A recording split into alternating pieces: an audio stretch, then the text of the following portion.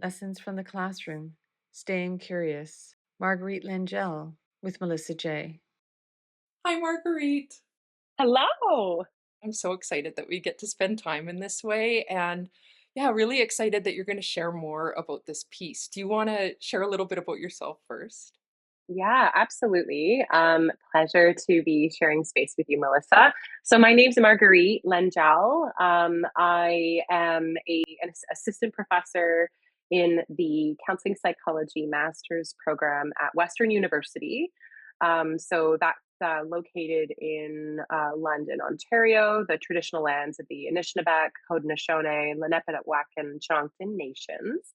I'm a newer faculty member, so still finding my footing, and a big part of my role in the counseling psychology program is instruction, is teaching.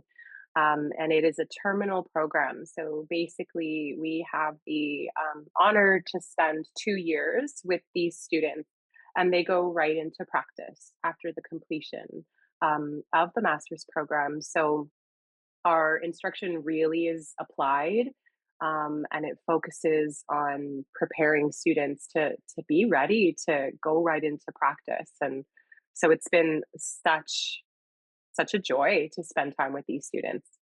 It's really cool that you're going to be sharing a little bit about your work with some of these students that you had last year. And yeah, would love to maybe unpack each of the themes that you shared and that you arrived at.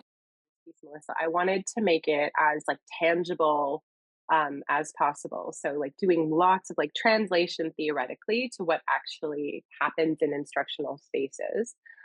So this stuff, this data, if you will, comes from super cool like scholarship of teaching and learning research that we're doing specifically in the cross cultural course. I had the privilege of spending time in focus groups with two cohorts of our students, talking essentially about their coursework, what they find helpful, what they found, most transformative in their learning processes, and then what was less helpful. And we compiled that data, and we did some thematic analysis to see what was coming, from the student. And so this was the first theme that really came, this idea that students identified that curiosity was pretty foundational to their learning process.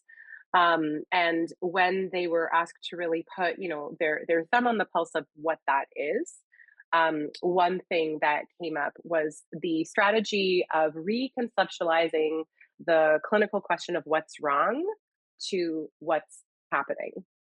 So I think it's really, looking at the power of language with that reformulation.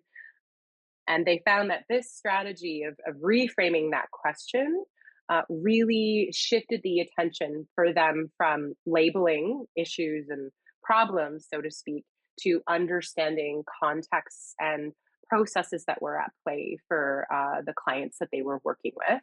They spoke about curiosity as foundational to active observation and and dynamic, right? Continuing not only to be curious but to stay curious about their clients. So yeah, it was the first theme that really came up, and an important one that we really foster, I think, in the instructional space.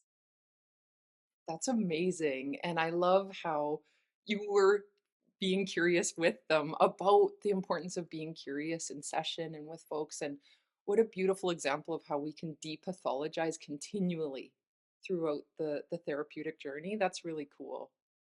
Yeah, and it's not a novel idea by any stretch, right? So we see how theoretically this is stemming from all sorts of principles, right? Humanism, unconditional positive regard, narrative therapies, focusing on the meaning behind clients' experiences.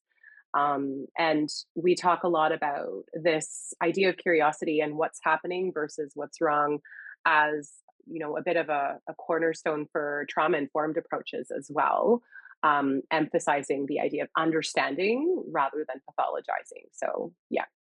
Amazing. Yeah, that's so cool. Thanks so much for sharing that.